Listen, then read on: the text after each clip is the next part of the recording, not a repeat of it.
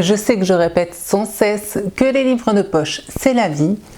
Mais pour autant, aujourd'hui, on va parler seulement de grand format. Et oui, comme quoi tout arrive. Bonjour à tous et bienvenue donc dans un nouveau point lecture qui sera donc exclusivement basé sur des livres grand format, ce qui n'arrive clairement pas très souvent sur cette chaîne. Alors certains d'entre vous me diront peut-être pourquoi ce choix, pourquoi cette razzia sur des livres grand format.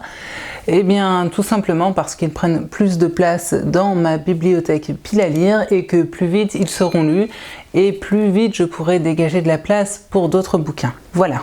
Non, ne cherchez pas une explication profonde, c'est juste par manque de place. Toujours est-il que cette petite contrainte spatiale m'a du coup poussé à sortir des romans qui dormaient un petit peu dans ma pile à lire. Pour certains, parce que pour d'autres, c'était prévu que je les lise rapidement. Toujours est-il que par conséquent, aujourd'hui, en plus d'avoir des grands formats, vous allez surtout avoir une sélection de genres plutôt différents les uns des autres. Je vous préviens, il y en aura pour tous les goûts. Je vous ai préparé un sacré melting pot. Ne cherchez pas de fil conducteur dans ce point lecture, il n'y en a aucun. Si ce n'est du coup le format des bouquins. Alors trêve de blabla et parlons lecture. Et pour ça, je vais commencer par Récit d'une mort annoncée d'Anthony McGowan aux éditions Milan. Souvenez-vous de ce roman, il me hypait de dingue parce que le résumé nous disait que l'on allait suivre un jeune homme, un lycéen qui ne se souvenait pas de l'instant de sa mort mais de tout ce qui s'était passé avant que cette mort survienne.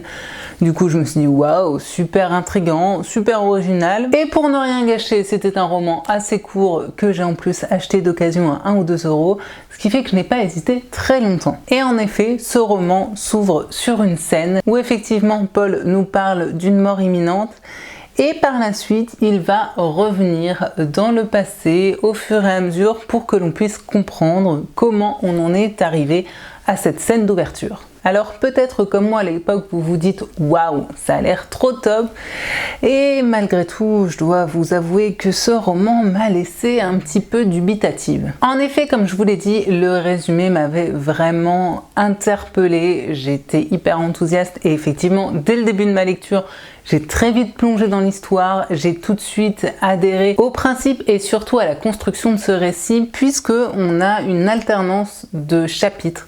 Certains qui nous parlent d'une scène au ralenti extrêmement violente et d'autres à la première personne qui reviennent sur les éléments qui ont mené justement à cet instant précis. On suit donc Paul, ce lycéen, et surtout, en plus de sa vie au lycée, ses interactions avec les autres jeunes de son âge, pour le meilleur mais surtout pour le pire. Puisque oui, je ne vais pas vous le cacher plus longtemps, ce roman aborde vraiment la question de la violence, que ce soit d'ailleurs la violence physique ou plus psychologique que peuvent subir certains jeunes à l'école ou en dehors, et également cette thématique du harcèlement scolaire dont il faut parler. On y aborde donc ce harcèlement moral avec ces brutes qui terrorisent les autres, mais aussi le clivage qui peut parfois apparaître selon ce que l'on dégage auprès des autres. Mais finalement, après avoir terminé cette lecture, j'ai eu le sentiment que l'auteur, au travers de ce roman,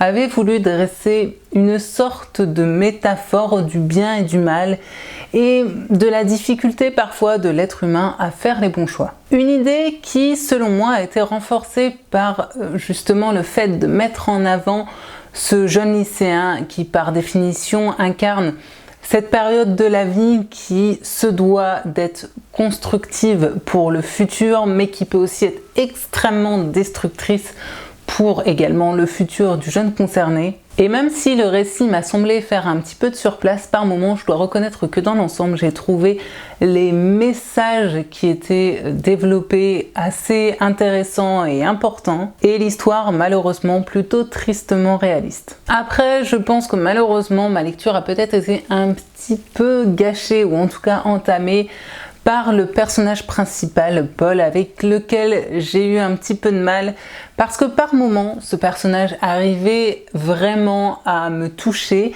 et d'autres moments, il faisait des choix tellement stupides et qui me semblaient complètement incompréhensibles qu'il m'exaspérait au plus haut point. Et puis, j'ai trouvé la fin plutôt intéressante, même si j'ai eu le sentiment qu'elle manquait de constance et de résonance, tout simplement à cause du fait que pour moi, ce roman est trop court. Je pense vraiment que cette fin aurait eu beaucoup plus d'impact si les liens entre les différents protagonistes avaient été plus fouillés, plus expliqués, plus creusés, et aussi et surtout si les caractères et les psychologies des différents personnages avaient été poussés plus loin. Parce que pour moi, on est vraiment sur un roman qui repose presque exclusivement, j'ai envie de dire, sur les interactions entre les différents personnages, mais aussi et surtout sur leur construction psychologique, leur choix, qu'ils soient bons ou mauvais, d'où vraiment l'utilité de creuser et de pousser loin les différentes facettes de ces protagonistes. Et c'est là où finalement, pour moi, l'auteur a peut-être un petit peu péché. C'est une histoire qui nous amène à réfléchir finalement sur les différentes façons de mourir, que ce soit au sens strict du terme ou au sens plus métaphorique, et même si je dois reconnaître que clairement sur l'instant j'ai beaucoup aimé faire cette lecture, j'ai passé un bon moment de lecture, et bien maintenant que je l'ai fini, je pense que malgré tout, dans le futur, il ne m'en restera pas grand chose, que je vais malheureusement assez vite l'oublier, parce que, eh bien, finalement, je n'ai rien trouvé de véritablement mémorable à cette histoire. Oui, c'est un moment de lecture sympa, entre guillemets, ou en tout cas intéressant, mais malheureusement, comme je l'ai dit, c'est pas non plus un roman qui a foncièrement quelque chose de mémorable, ni une lecture complètement indispensable. Il m'a manqué ce petit truc qui fait que oui, je me souviendrai un moment du personnage de Paul, de ce qui peut lui arriver. Ce petit truc qui fait qu'une histoire en particulier arrive à mettre son empreinte au plus profond de vous et à marquer votre mémoire pour très longtemps, que ce soit pour un détail ou pour l'histoire tout entière.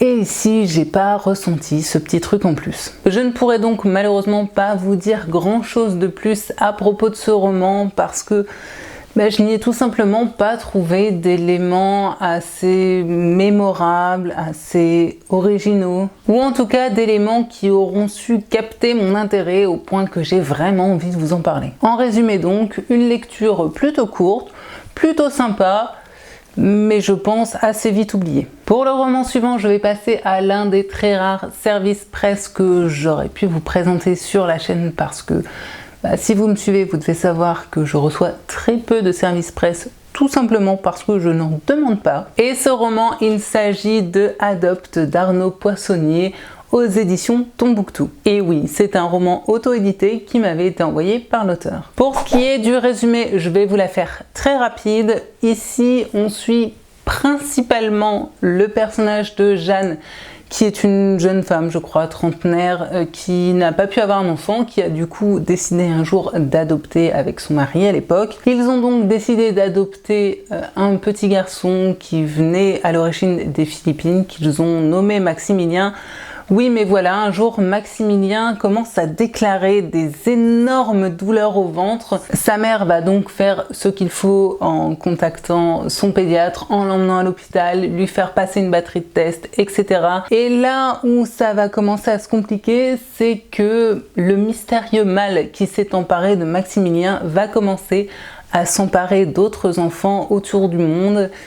Et on va se retrouver face à une petite pandémie assez mystérieuse et mondiale. Oui, dit comme ça, on est d'accord que ça peut faire penser à quelque chose que potentiellement nous sommes en train de vivre en ce moment. Mais je vais mettre les choses au clair tout de suite. L'auteur a commencé à écrire ce roman-ci il y a des années de ça, bien avant que le Coco fasse son apparition. Alors oui, il a intégrer en partie du coup la Covid-19 à cette histoire, mais ce n'est clairement pas du tout le cœur de ce roman. Ce roman étant auto-édité et à cause de certaines expériences que j'ai pu avoir par le passé, je reconnais que je partais avec quelques petits a priori. Je reconnais donc que je n'en attendais pas franchement grand chose et par conséquent, j'ai été plutôt surprise parce que dès le début de ma lecture, j'ai été confrontée à une écriture que j'ai trouvée solide, bien travaillée et qui ne renvoyait pas une image d'amateurisme.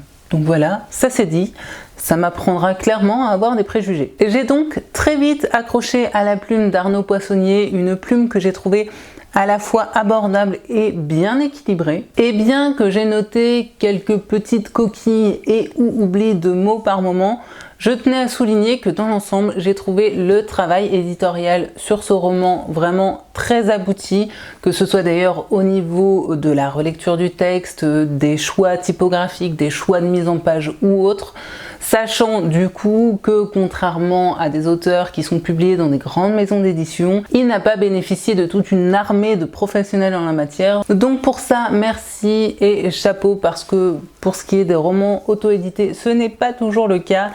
Et même si ça peut paraître relever un petit peu du détail, je vous avoue que ça fait franchement partie du confort de lecture et que malheureusement ça peut parfois gâcher un petit peu la lecture. Pour ce qui est d'histoire, je vous avoue qu'au tout début j'ai été un petit peu désorientée, voire désarçonnée par les différents allers-retours entre passé et présent, puisque on a une alternance de plusieurs temporalités qui sont à quelques années de différence, même si bon, finalement ça ne gênait pas plus que ça à la compréhension, mais aussi et surtout par le grand nombre de personnages présentés. Ce que je vous disais, on suit principalement le personnage de Jeanne, mais pas que, loin de là. Au départ, on fait donc face à plusieurs profils de personnages qui ne semblent pas avoir forcément de lien ni de rapport entre eux. Des profils de personnages qui pour certains sont assez peu développés, ce qui fait que par moments j'avais tendance un petit peu à me mélanger les pinceaux. Mais dans la seconde moitié de ce roman, l'histoire se recentre vraiment sur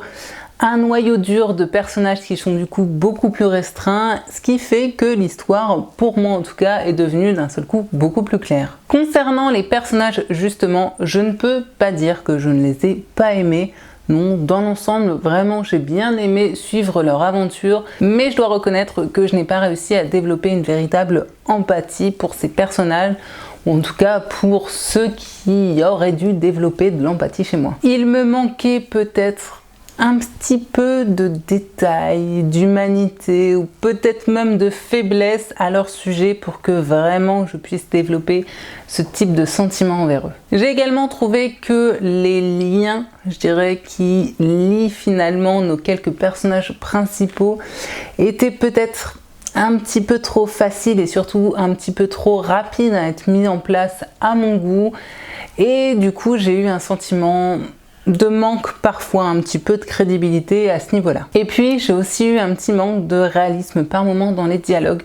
Je ne saurais pas trop comment l'expliquer, puisque dans l'ensemble les dialogues étaient assez bien rythmés, assez vivants, mais je sais pas, parfois dans certaines répliques il y avait quelque chose qui me faisait buter, quelque chose qui ne sonnait pas assez vrai, et du coup ça me sortait un petit peu de l'histoire par moment. Néanmoins, le rythme du roman est bien mené, on a une petite accélération vers la fin, même si l'auteur prend tout de même le temps de clôturer sa fin comme il se doit, et surtout de façon globale, alors que pour autant ce roman est une sacrée bricasse, je ne me suis ennuyée à aucun moment durant ma lecture. Les thématiques abordées ici sont intéressantes et surtout apportent leur lot de questionnements. Je vous avoue que j'ai ressenti par moments le positionnement de l'auteur par rapport à certaines questions, à certaines thématiques, et il est vrai que j'aurais peut-être préféré qu'Arnaud Poissonnier n'oriente pas entre guillemets le lecteur par rapport à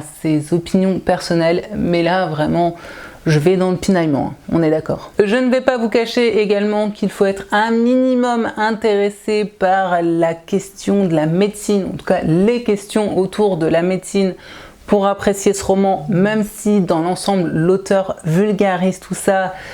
Mais voilà, si c'est vraiment quelque chose qui vous rebute au plus haut point, vous risquez d'avoir un petit peu de mal avec ce côté-là de cette histoire. Alors oui, dans le contexte actuel que nous vivons, forcément cette histoire peut avoir un côté angoissant, et d'ailleurs je pense que c'est pour ça que je ne l'avais pas lu avant, parce que j'avais vraiment peur que la Covid-19 soit au centre de ce récit, et je vous avoue que j'avais vraiment pas envie du tout de ça. Alors concernant la Covid, elle est finalement mentionnée comme un élément du passé, mais comme je l'ai dit, ce n'est pas du tout au centre de cette histoire. Par contre, forcément ici on a comme point central une autre maladie très dévastatrice et mondiale, et par conséquent on ne peut s'empêcher de faire le rapprochement avec ce que l'on vit actuellement. Mais finalement, je crois que ce qui m'a le plus angoissée dans ce roman, ou en tout cas mis mal à l'aise, c'est tout ce qui tournait autour de l'adoption et des enfants. Bon, ok, après, soyons clairs, j'ai lu ce roman en étant moi-même enceinte, et du coup, ce n'était peut-être pas le timing parfait. Je pense qu'en tant que lecteur, on aborde cette histoire différemment si l'on est parent ou on passe de le devenir ou pas. D'ailleurs, si vous l'avez lu et que vous-même vous êtes parent, je serais vraiment curieuse de pouvoir échanger à ce sujet avec vous. C'est un roman qui traite aussi de l'amour parental, que l'on ait d'ailleurs des liens de sang ou non.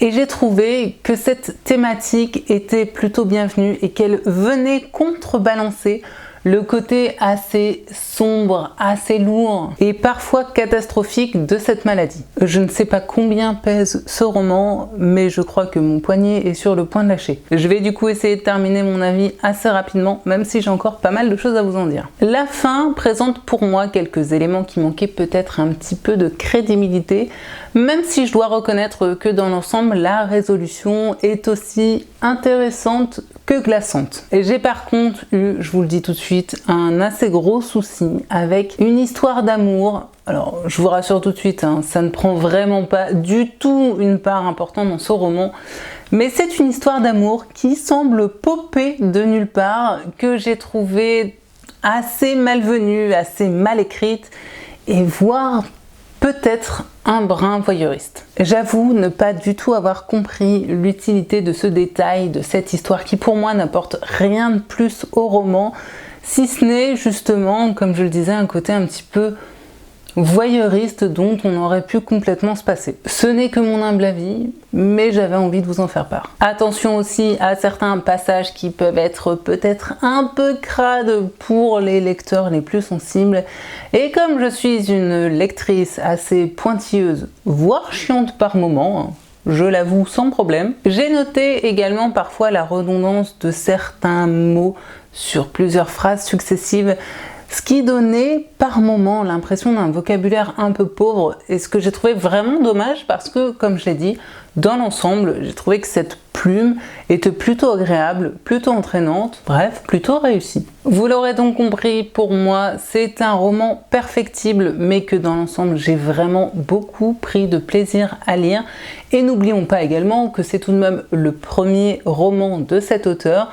Et j'ai envie de dire chapeau parce que nombreux sont les premiers romans qui sont clairement bien moins réussis que celui-ci. C'est donc pour moi un bon thriller divertissant qui pose des questions éthiques et médicales axées autour des enfants et de l'avenir également de notre planète. Un auteur qui, sans conteste, a des idées, une écriture intéressante et qui, avec un petit peu de perfectionnement, pourrait, je pense, dans les prochaines années, devenir véritablement un auteur à suivre. Une bonne découverte donc pour ma part, même si cette histoire, comme j'ai dit, a manqué par moments pour moi d'un petit peu de réalisme et de personnages un petit peu plus ciselés et posés. Et c'est donc avec beaucoup de curiosité et beaucoup de joie que je lirai le prochain roman d'Arnaud Poissonnier, parce que oui, il y a bien une suite en préparation. Et pour terminer, je voulais aussi rappeler une fois de plus que ce roman, que pour l'achat de ce roman, à chaque fois 2 € sont reversés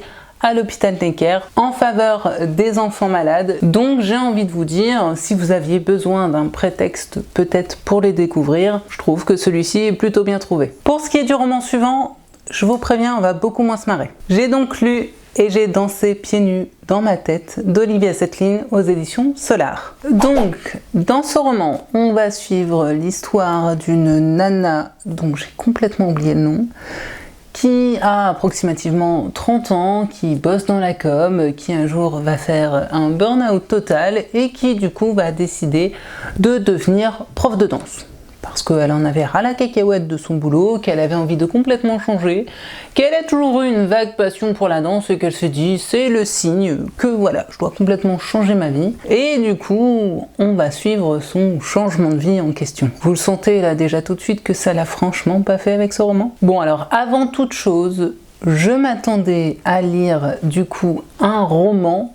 Or, on est plus ici sur un pseudo-livre de développement personnel qui se calquerait vaguement sur un roman contemporain. Voilà, si je devais résumer, ça donnerait à peu près ça. Bon, pas de suspense, je pense que vous l'aurez compris, je n'ai franchement pas du tout aimé cette lecture. Alors je reconnais sans souci qu'à la base je ne suis pas du tout cliente de tous ces livres de développement personnel et malheureusement ce n'est pas ce roman-ci qui va me faire changer d'opinion sur le sujet. Tout d'abord, cette histoire va à l'essentiel, mais alors beaucoup trop pour moi. Rien n'est développé et surtout pas les personnages, excusez-moi, mais je trouve que pour un livre de développement personnel, c'est plutôt dommage. Et puis les personnages en question m'ont paru tellement caricaturaux, voire absolument antipathiques pour certains. Le personnage principal qui s'appelle donc Charlotte, parce que j'ai relu la 4e, était le stéréotype mum de la bobo parisienne en pleine crise existentielle qui n'a pas un rond pour payer son loyer.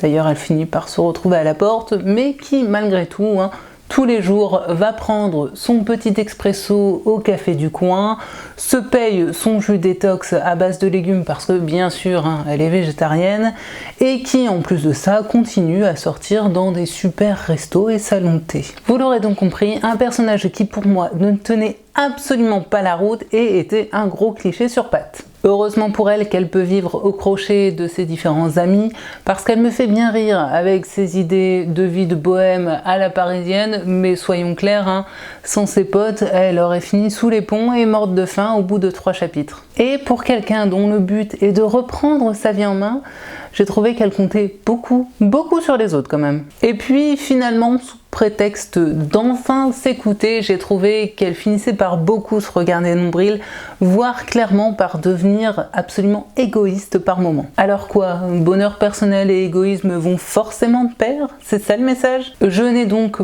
pas du tout accroché aux différents messages distillés par l'auteur, ni aux pseudo-techniques qui sont censées nous ouvrir la voie vers le bonheur et l'épanouissement. J'ai plutôt eu l'impression d'avoir ici une sorte de concentré de discours un peu bateau, mêlé à un pseudo-chamanisme et à des croyances mystiques. Certains passages ont eu clairement beaucoup de mal à passer avec moi parce que j'ai trouvé le ton franchement pédant. Et quant au style d'écriture, je l'ai trouvé franchement très simpliste. Pour illustrer un petit peu ce discours élitiste parisien, hautain et pédant, j'ai mis quelques petits signets afin de vous partager ces passages en question qui m'ont personnellement posé problème. On a donc un personnage qui est censé être une prof de danse mais qui n'arrive clairement pas à avoir plus de 3 clients et qui se permet de dire en voyant un artiste de rue que le trottoir est la scène des amateurs, ceux qui n'ont pas réussi à monter sur les planches.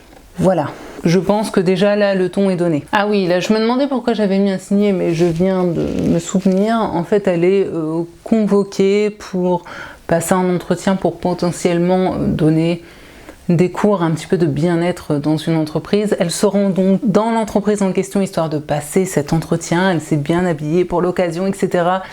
Mais elle se sent étriquée dans son petit tailleur et ses petits talons que d'ailleurs personne n'a forcé à mettre. Et puis elle décide de sortir une pièce, de la jouer à pile ou face, de se dire donc face je pars, pile je reste. Vous l'aurez deviné bien sûr, la pièce tombe sur la face qui lui dit casse-toi.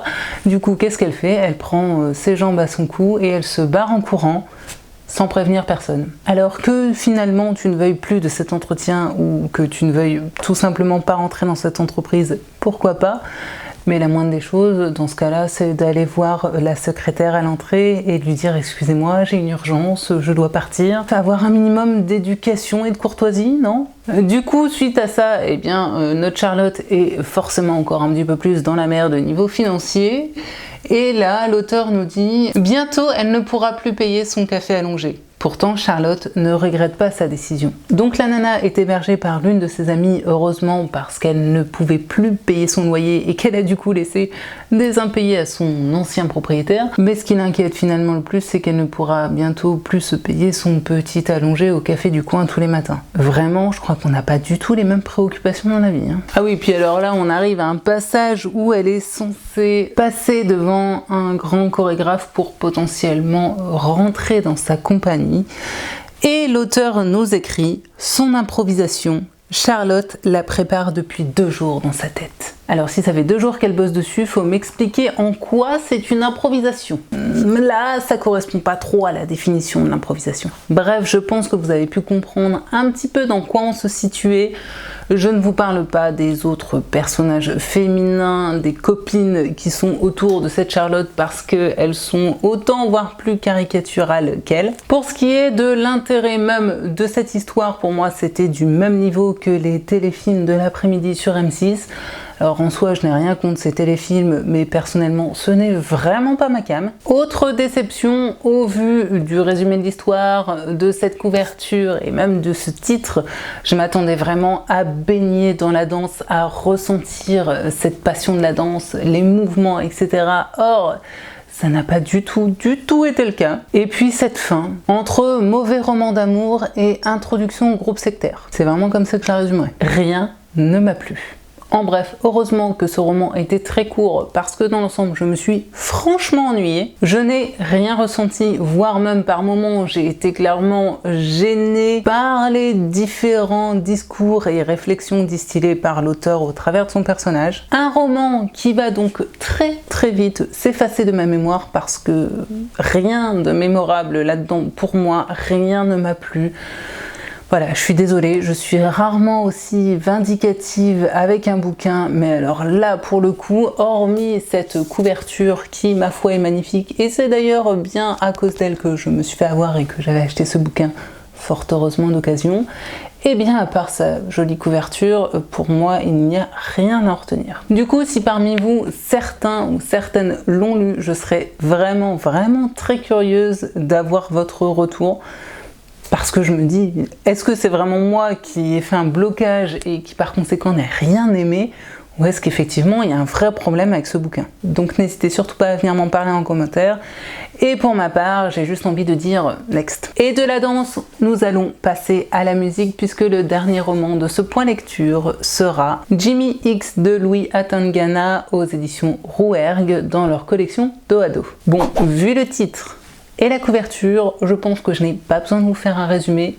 Oui, nous allons être dans une histoire qui va revenir forcément sur la vie de Jimi Hendrix, ou plus précisément sur son enfance. Et pour résumer, je dirais que c'était une chouette lecture, même si malheureusement je n'aurais finalement pas grand chose à en dire. En effet, c'est un roman court qui se lit très vite et très bien, mais du coup j'ai presque eu l'impression que c'était pratiquement une introduction à un roman, ou en tout cas j'ai clairement eu le sentiment d'avoir envie d'en avoir plus en lisant cette histoire. Une histoire, comme je l'ai donc dit, qui revient principalement sur l'enfance et le début de la vie d'adulte de Jimi Hendrix jusqu'à ce qu'il commence à se faire connaître et puis finalement j'ai envie de dire sa vie d'artiste, ou en tout cas sa carrière telle que l'on a pu la connaître, quant à elle est résumée en 2 pages à peu près à la fin de ce livre. Mon regret fut donc que je m'attendais très certainement à un roman qui aurait beaucoup plus transpiré la musique.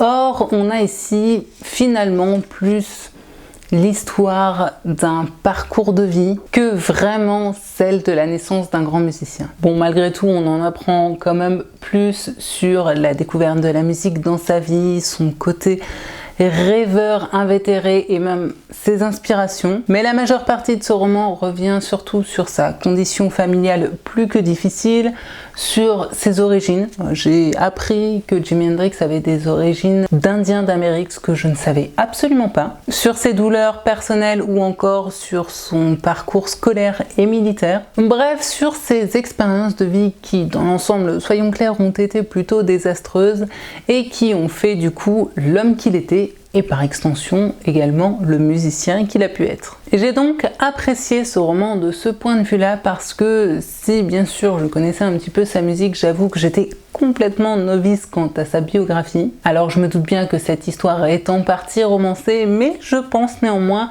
que les grandes lignes relatées ici sont pour le coup vraies. Après, eh bien, c'est tout simplement à moi d'aller creuser par moi-même, histoire d'en apprendre un petit peu plus sur la vie de Jimi Hendrix. J'ai trouvé néanmoins que sur le sujet, c'était du coup une bonne entrée en matière. Après, je vous le dis, si vous recherchez un roman vraiment très musical qui se concentre vraiment sur sa vie d'artiste, passez peut-être votre chemin. J'ai trouvé l'écriture très sympa, le récit bien écrit avec parfois des passages oniriques ou des métaphores intéressantes. Par contre, j'avoue que j'ai eu du mal avec les dialogues ou en tout cas certaines parties parlées dans lesquelles les accents sont retranscrits. Et on parle vraiment d'un accent à couper au couteau. Parce que ça donne du coup une lecture très hachurée et on a parfois aussi l'impression d'un trait caricatural un peu grossi, mais pour ce qui est du reste, c'était franchement très bien. D'autant plus que, je le rappelle, c'est tout de même à la base un roman destiné plutôt à un public jeune, donc je trouve toujours très bien dans ce type de roman d'avoir une écriture qui ne soit pas simpliste. Alors quand je dis public jeune, je vais peut-être nuancer un petit peu. Pour moi, c'est un roman à mettre entre les mains des lecteurs à partir de, je dirais, 14-15 ans, mais peut-être pas avant, parce qu'il est quand même question de violence conjugale, de drogue, de mœurs parfois un petit peu légères. Donc pour toutes ces raisons, attention peut-être aux lecteurs un petit peu trop jeunes, et dans tous les cas, je trouve que c'est vraiment le type de roman qui doit servir à apporter du dialogue avec justement ce jeune public autour de ces thématiques. Alors bien sûr, vous vous en doutez, il y a également un petit peu question du racisme qui était encore extrêmement présent aux États-Unis à cette période-là, mais il y a aussi question de rêve, de persévérance et de passion, et j'ai vraiment adoré les messages passés à ce sujet et la façon dont c'était fait. Un court roman donc agréable qui aura su en plus étoffer ma culture générale, et ça je suis toujours preneuse. Après, j'avoue que ce n'est pas un roman qui va changer ma vie, ni un roman dont je vais longtemps me souvenir et dans lequel j'aurais aimé ressentir peut-être un petit peu plus de cette musique caractéristique de Jimi Hendrix. Néanmoins, je sais que l'auteur a écrit un autre roman dans ce style, roman qui porte sur Billie Holiday, et roman que je lirai donc avec beaucoup de joie si jamais il vient croiser ma route. J'espère donc que vous aurez été heureux et heureuses de suivre ce point lecture spécial grand format qui aura été, comme vous l'aurez vu, assez hétéroclite, que ce soit dans les genres comme dans les ressentis que j'ai pu vous partager. Et puis comme d'habitude, bien sûr, si vous souhaitez papoter de ces lectures ou d'autres avec moi, je vous attends en commentaire. J'espère donc vous retrouver très bientôt sur cette chaîne. En tout cas, moi, je serai au rendez-vous.